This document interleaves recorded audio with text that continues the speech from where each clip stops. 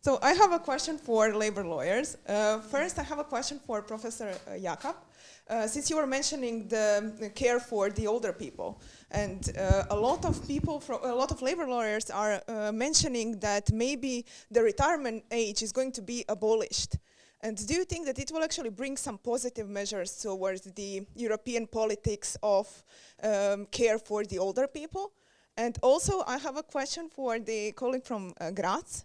Since you mentioned the discrimination in the movement of workers, and I'm questioning if the transitional arrangements that were provided for some countries from the European Union, which actually restricted the movement of workers, were a part of the discriminatory approach by the Western countries towards some Central European countries, or is it proportionate and justified, in your opinion? Thank you, Dana. It's very nice of you that you have asked something as a labor lawyer.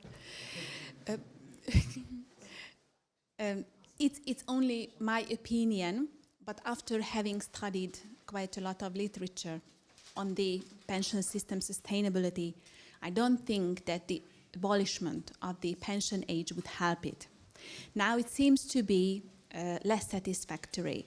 Maybe different measures together can help on the pension system reform, but we should find other ways to foster the fertility and more the fertility rate. That would be I think one of the most important answers to this. So it's not really a solution to abolish that. Thank you.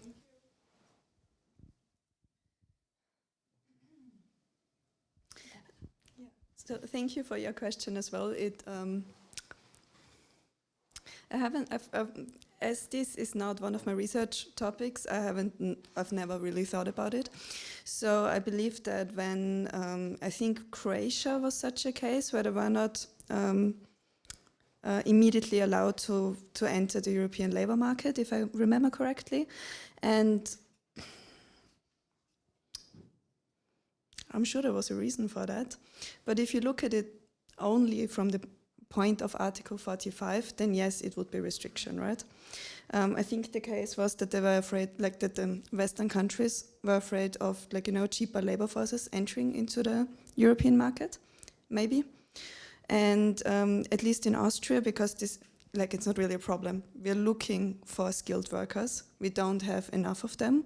Also, if you're thinking about long-term care, we're always getting the workers from abroad, from Eastern Europe, from Central Europe.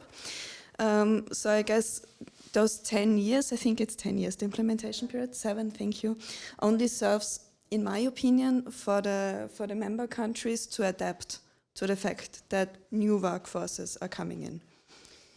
Mostly.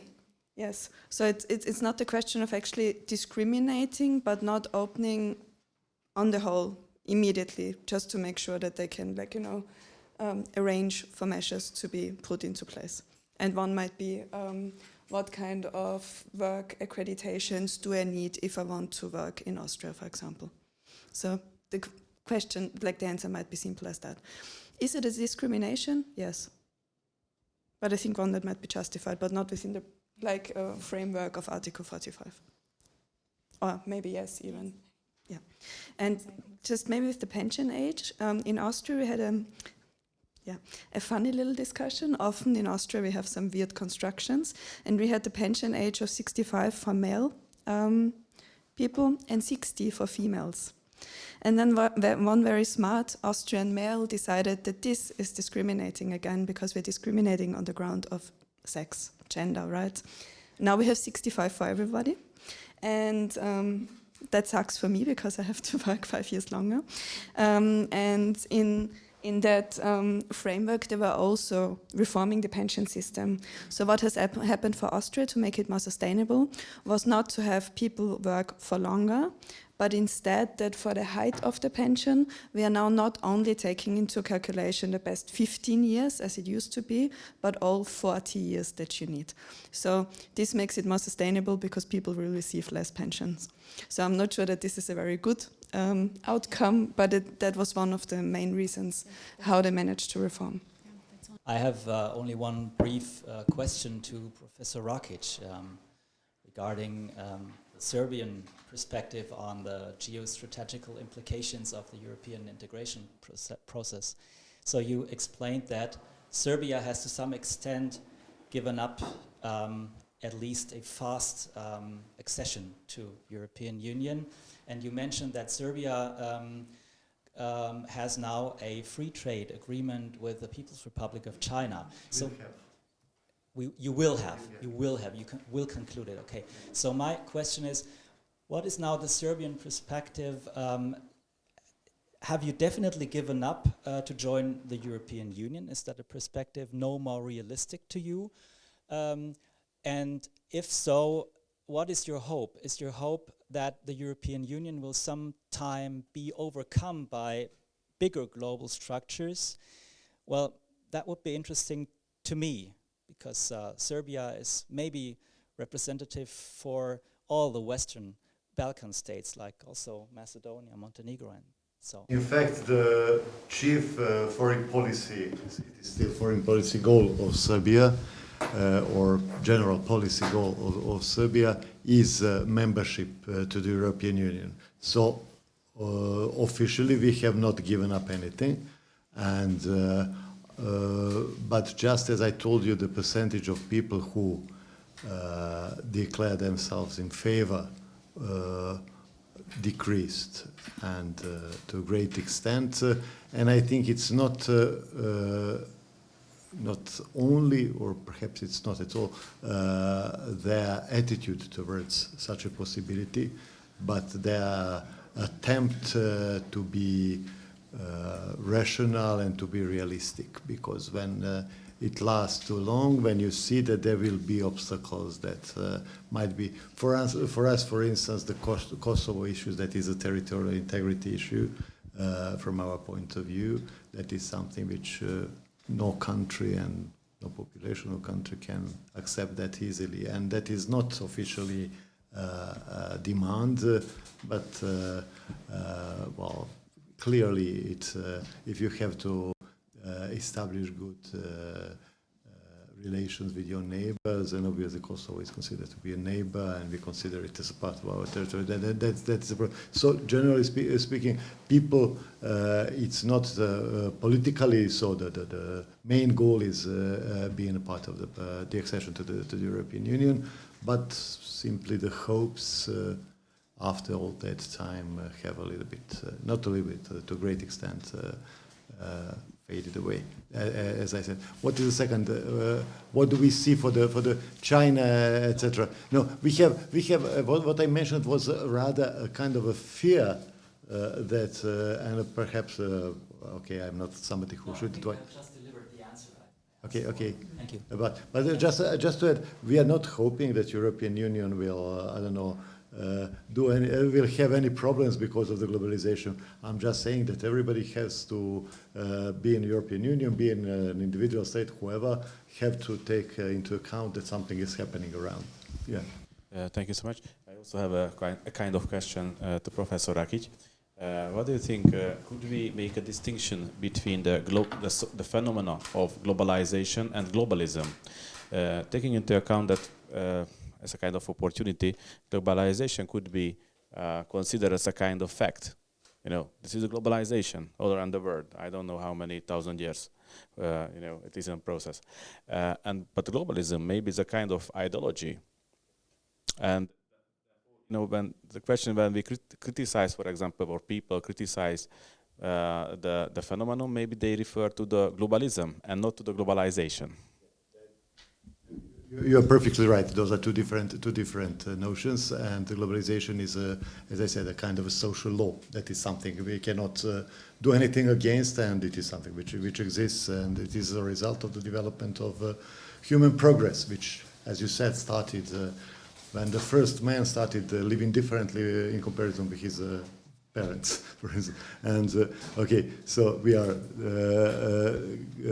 okay. So that's it. And the globalism is, in fact, a kind of ideology which is narrowly related and goes in pair with a kind of an abuse of the fact that the social, let's say, processes are being lifted at the global level. So that's ideology, and the abuse of it is something that is a bad thing. And of course, when we have to fight against it, we should fight against globalism, and that's perfectly okay. And we should not mix it with the globalization, which is something we cannot fight against. I give always first questions and first time for questions for the students and then for the professors, because I think that students have to be first in the list of our conference. But nevertheless, although I enjoy all the lectures and presentations by all the panelists within this panel, I have many questions to ask, but really I will focus only. It will be not a question, but I think like my opinion regarding the Professor Jan the estimation about the involvement of the supranational democracy and maybe transnational lists and supranational political parties, which will create this transnational list and so on and so forth as a result of the future of the Conference of Future of Europe. But my opinion, personal, is what will be the reactions of the national constitutional courts, especially the German constitutional courts, but also Italian, French, maybe Spanish, when they will heard all those suggestions and maybe, who knows, treaty amendments regarding the supranational democracy, and introducing all of these innovative and creative solutions. What will be the answer of those courts? If I may, regarding the reservation of the German Constitutional Court, we know that German Constitutional Court have 3 types of reservation. You mentioned the ultra vires doctrine, but I will mention also the Solange 1, Solange 2, Solange 3, restriction of fundamental rights. I will mention also the restriction of constitutional identity, and democracy is part of this constitutional identity. So what will be the answer of the constitutional judges of Germany? And maybe of Hungary, and maybe of Polish tribunal, who knows, when they will have their own opinion regarding the restrictions and the doctrines which were adopted many times, many years ago. I'm really interested about your opinion. I know that you don't have any maybe ready answer, and you are not in the mind of constitutional judges, but still there will be a lot of problems when we will facing with in this period to come, because supranational democracy will, without national democracy in the content of European democracy, as Professor said as a last speaker, will be really a problematic concept, a problematic view towards the future of the European Union. Thank you very much. If I was ready to look into the glass bowl and to supervise the future, what the German Constitutional Court maybe will decide in the upcoming years. And I could give another presentation of at least 1 hour on that subject, but I will try to do it very briefly, and that would mean, well, we have this ultra vires constitutional reservation, and we have also a constitutional reservation on our, well, legal identity. Now, these are the 2 most important constitutional reservations our Constitutional Court stated. And in the famous Maastricht decision of 1993, our Constitutional Court made, well, a dynamic retention. Let me describe it like that. They said, well, maybe someday the European Union could become a democracy in terms of national state theory, yeah, could become something equivalent to a national state, a federalist system, but not yet. And the second interesting implication of that theory is that it is not up to neither the European Union nor the member states to create the preconditions of Europe becoming a democratic system, because democracy in a traditional sense of the word needs a common European public sphere, and that requires a common language, that requires a feeling of solidarity, and some other requirements. And unless we don't have these, we don't meet these requirements, and I think Europe of 2023 does not yet meet these requirements. Unless we don't have that, there will be no possibility for a European democracy to evolve. So democracy cannot be created. That's a very conservative approach to the topic. Democracy cannot be created. It evolves. And now your question was, how would the German Constitutional Court evaluate that concept of supranational democracy? Well, I think supranational democracy is something completely different to national democracy. As I think the European Union and its member states can be used and must be used to enforce, in the first line, economic integration and democracy, neither in a national nor in a supranational view, contradicts that purpose. So I don't see that our Constitutional Court will have any reservations toward a strengthening of the European Citizens Initiative, for example, or towards the creation of transnational party tickets. Yeah, but if I may, I would add some general commentary. Professor Shandor described the role of history in Europe. Just let me say, sometimes it's more revealing to reflect on what a political system, any political system, is opposed to.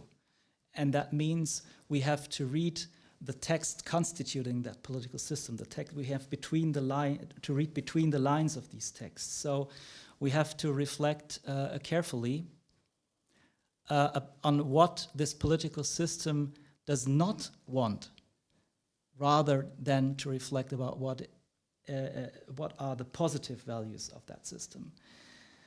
And I think there is one possible key to understand the theory of our Constitutional Court on European integration. They do not ask what might be the finality of that European integration process, but they ask in the first line what this European integration process should not be. That is the focus of our Constitutional Court. And then they try to assess if this negative kind of statement, what the European integration process should not be, meets the requirements of our German constitution. Regarding your German Constitutional Court no demos thesis sentence, and I know that national democracy and supranational democracy is something different, I know. But what can we do now in the period when there is no demos and there is kratos in European Union? In that sense, the question was, it appeared this question in my mind. When there is no demos, but it is kratos, how can we talk about democracy in the European Union? That's a good question. Maybe the point about the European Union is to have kratos without demos. It will be not democracy. Then we Maybe. have to invent some new word. No? That is my point. Okay. Yeah, I mean, these traditional concepts of constitutional theory of the 19th century do not really apply to what we have in fact on the European Union level. We have had long and fruitless discussions on the so-called democratic deficit of the European Union. These debates are fruitless because they cannot be solved. There cannot be a solution because, and the Maastricht adjudication points that out. If you say that democracy cannot be created, it has to evolve. It is not up to lawyers and not up to political scientists to decide whether the European Union is a democracy. So these debates end somewhere in utopia. My point is that maybe we have to create a new and more suitable political language to understand what the European Union really is about. Why not talk about participation instead of democracy? Maybe that leads us further. Why not talk about multi-level government instead of federalization? Well, let's just stop thinking in terms of nation-state constitutional theory. And let's start to reformulate the problems in the European context. I think that will bring us further. My question is to Professor Schäfer. Whether European Union keep member states in check via only the freedom of persons, capital, services, whether the cultural issues, a necessity to keep member states in check. That is my question to you. And sorry, Professor Bajda, but I have another question to you. You mentioned this Europeanization.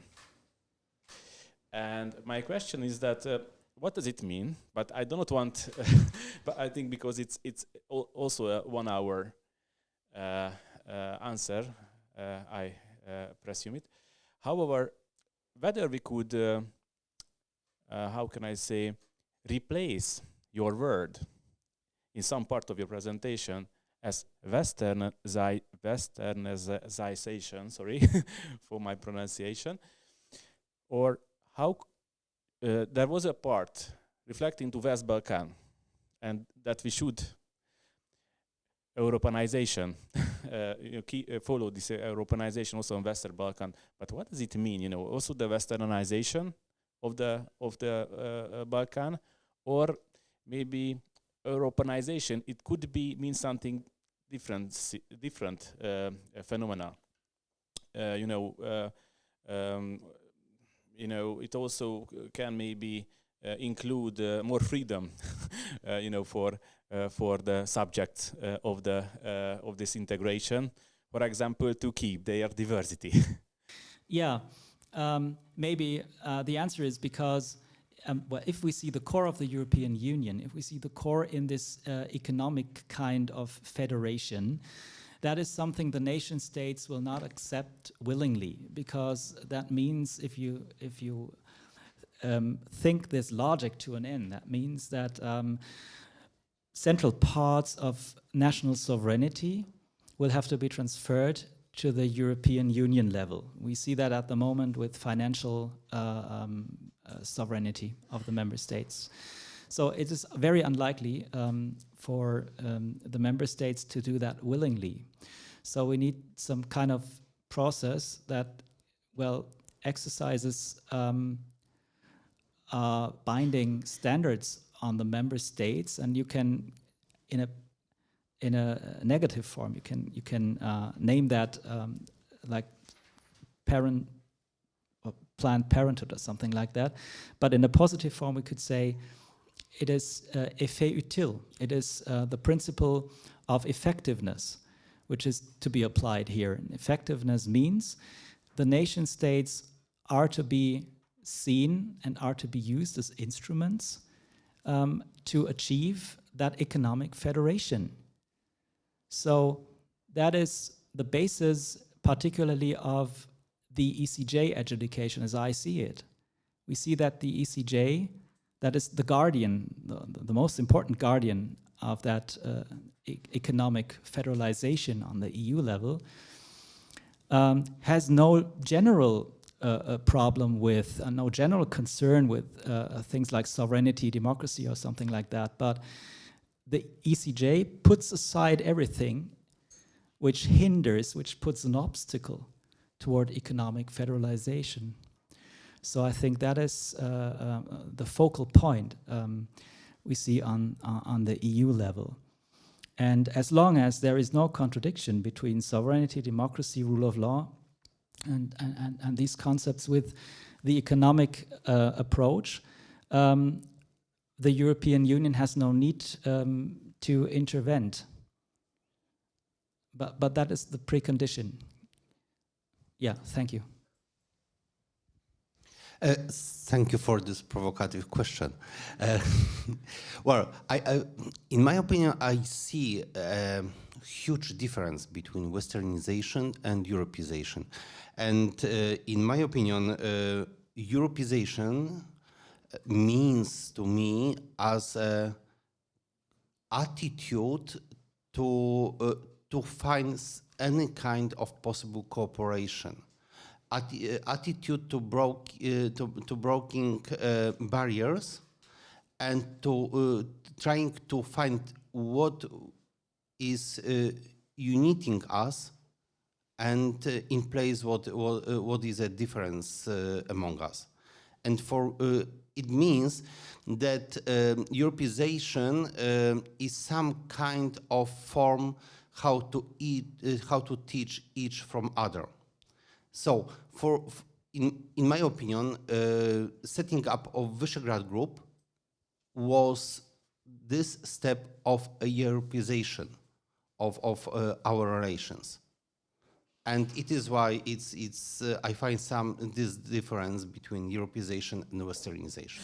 I'm thinking to what extent actually the liberalization of the market was and is successful. Because we know that 2022 and now 2023, those are the record years for the income of the energetic companies. And the cost of the labor are decreasing, however, the income of the companies are still increasing. And if not the action from the side of the countries like, for example, Hungary or Poland, that they decided to fix the prices for the common consumer would even increase above the, I would say, standard level. So, and the question is it this situation fulfilling the aim of the liberalization? Because as Dr. Svets said in his presentation, the liberalization, the first aim of the liberalization is the decrease of the price for the consumer. So, was it successful, or if not, what action should we take to fight with it? Or yes, decrease in prices is one of the very important reasons why to liberalize the market. But the answer is that when you open the market, then the price is set by market itself. And it may be beneficial, and it may not be necessarily beneficial. And our overall experience with market opening of almost anything led us to believe that the overall trend is that it leads to a decrease in prices. What we have just experienced is very extraordinary situation, but this is what happens on markets. And the European Union is facing a very important moment in its development of EU energy law, because we may take it as a natural, however negative, externality of the whole process. And if you look at any exchange market, you can see that there are moments when the share of the price of shares is rising, and sometimes there are some declines. But the overall trend is the markets do rise. And in my opinion, the question is, to what extent you want to zoom in or zoom out to see the overall picture, and whether you believe in the overall picture when you zoom out. I still believe in the functioning of the liberalization and of the open markets, but let's say that the energy sector is very specific, and we should have understood all its specificities years ago, and to be ready to make it resilient in these moments of special crisis. Because we have went through different crises, and every crisis, what's important to say is that every crisis was different. We have learned how to react, how to respond. We have improved the legal frameworks until a new crisis emerged. However, this crisis was unforeseen, and this is the same unforeseen crisis. So let's hope that we can find tools how to adapt our still open markets. And it seems to me that the European Union still believes that the open markets are the solution. However, there are going to be some elements of correction in cases of very crisis situations or very unusual moments. This is what, by the way, what I was referring to when I was talking about the Bohemia Energy in the Czech Republic. The company, as I said, has a very aggressive price policy, and people were benefiting for years. The company was able to provide extremely low prices of electricity. It was a bet from their side. However, it means that when there is a fundamental change in global markets with electricity, the company would not be able, and this was their business scenario. This was the risk they were willing to take into consideration. And even their consumers would be aware that they are dealing with a risky company. But the question is, do we want to have this aggressive companies being able to increase price as much as possible without providing reliability and security and long-term stability? There are a lot of questions to be answered, and my understanding is that we have not yet realized what kind of market we would like to have, how open it should be, and what kind of securities we are willing to pay for. Because if you remember, immediately at the end of the crisis, a lot of people were talking, this is the result that we were not willing to pay for security. We were buying as cheap as possible Russian gas without any sense of understanding of diversification. Of course, other energies, LNG gas was at that time uncompatible from the economic perspective. If you pay for energy security, then it would be a completely different story. So the question is, to what extent we would like to internalize all these other aspects we were not paying enough attention in recent decades. And what kind of markets we would like to have, and how balanced it should be. Okay, thank you very much. Yeah, so I think that one of the problems with this liberalization process, as I've mentioned as well, that one of the main points of it that causes this problem is that the fact that maybe it's unfinished. So that is what we don't know. If it's completely liberalized, then maybe the result would be different. Well, it didn't happen. So in the end, yeah, this was the situation. And also with regards to these high prices, that, for example, this energy crisis for the retailers, in many instances, it was heaven. The amounts of money that they made on it was really good. But in the other end of the scale, that the domestic consumers paid a lot, and also in terms of the industry, they had to pay a lot more as well. So in this sense, this liberalization, the further liberalization, this was not from that perspective, it wasn't a good experience with this energy crisis. I don't have very much to add. My colleagues said very well. Liberalization of the energy, sometimes it is good, sometimes it's bad. It depends on the global energy market. And what I have to say from the perspective of Romania, we have a law from 2012, the obligation to perform the sale of electricity only public, centralized, and in a non-discriminatory way. So this is the Romanian perspective. If it's good in long time, the liberalization of the prices, it's a good thing or a bad thing. It's hard to say right now. It depends on the energy market. It can be good, it can be bad for the final from the perspective of the final consumer. Of course, from the perspective of the private companies, which are energy producers or wholesalers, for them is good. I think from from an economic perspective, it's a good thing.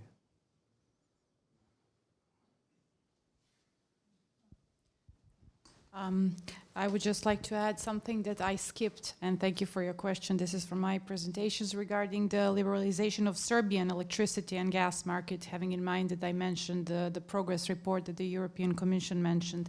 And of course, I started from the premise that my colleagues mentioned, is that if you look at the liberalization as a process of the energy market, it indeed represents, as we saw from the last presentation, a set of complex concepts and rules and procedures, and the overall aim is to bring a welfare for the citizens, then consumers, as industry, and finally the state.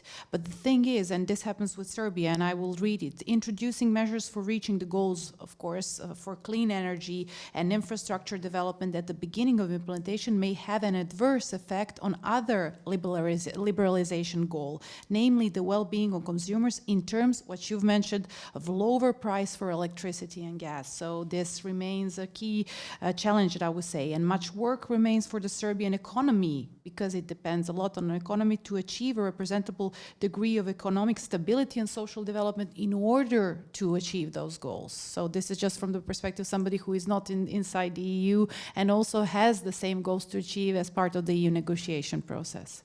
Thank you. I just wanted to add that it also depends on the perspective. If you compare, for instance, Czech Republic energy market in 80s with our current market, it's very open market. It's very straightforward conclusion. However, if you compare our electricity market, we consider as open with other open markets.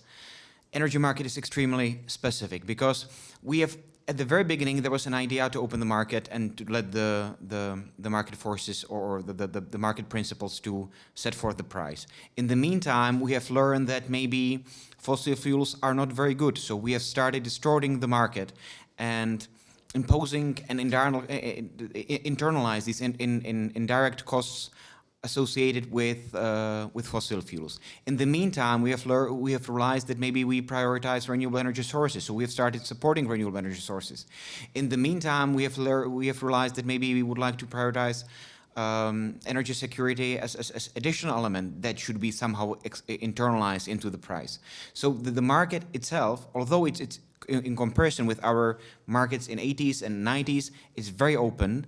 But in comparison with other markets, there are so many distortions and interventions from the state perspective, and it leads to the conclusion that what we usually expect from open markets is very much different what we can expect from this open market in energy. And plus, as you can see, that the whole process is extremely lengthy.